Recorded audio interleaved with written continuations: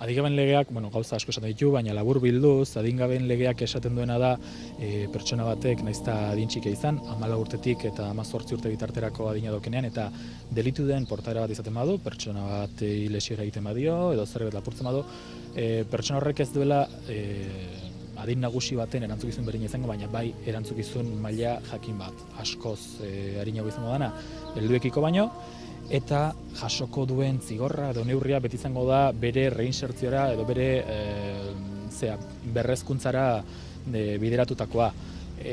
Kontutan hartuta, pertsona bat adin txikia denean, jaso ditzaken neurrietara malguagoa izango ditzakela. Erresagoa da pertsona hauei lekzio bat eman eta gizartean integratzea. Orain, PPek nahi duena da 14 urtetik 12 urtera murriztea adina. Epaileak aldiz ez daude batere ados, ez dakit, zure iritzia abokatu modura zein den. Ez da erraza, bai, ez da batere erraza, baina zein da zure iritzia? Segurena 10 abokatuei galdetuta 10 iritzi ezberdin izango dituzu, baina niri pertsonalki gehiegizko iruditzen zait 12 urtetako ume batei erantzukizun penala eskatzea. Azken finean, lege honen espiritua edo helburua da integrazio problemak dauzken umei erantzutea eta honi konponbidea jartzea oraindikan garaiz gabiltzanean, berandu izan baino lehen. 12 urte ditugunean pertsona horrek nolabaiteko erantzukizuna edo legeen aurrean erantzun bat izateko gaitasunik ez dut uste duenik. Pertsona horrek erantzungo du gurasoek jarritako neurriei edo irakasle jarritako neurriei edo nolabaiteko autoritate hurbil batek jarritako neurriei. Legeak esatea hau lapurtzen baduzu 12 urte izan da halako neurria jarriko zaizula, umeak ez daki, ez du lertzen da, ez dio inolako nire ustetan inolako eraginik egingo.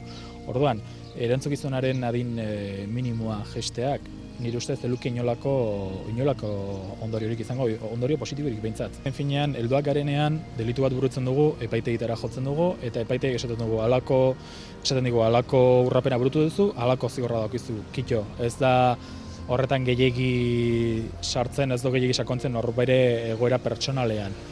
Adin txikien kasuan hori asko kontutan hartzen da. Ez da berdine halako, ez dakit, zerbait lapurtu du, eta da ume bat eskolara normalen joten dana, notonak ateratzen dituna, normalen portaera positibo bat izaten duena, igual honei herrieta eginda nahikoa dugu berriro ez daiteko. Baina gauza berdin egiten du ume batek familia desestrukturatu batean barruan dagoena, azken finean behar bereziak dituena. Ordan, adin txikien kasuan bai, egoera jakin hori aztertu beharko litzake, hori da autoritate publikoek dauketen erronka, kasu honetan adingabeen fiskaltzak eta adingabeen epaitegiak, eta baita ere adingabeen munduan gabiltzen abokatuok daukagun erronka.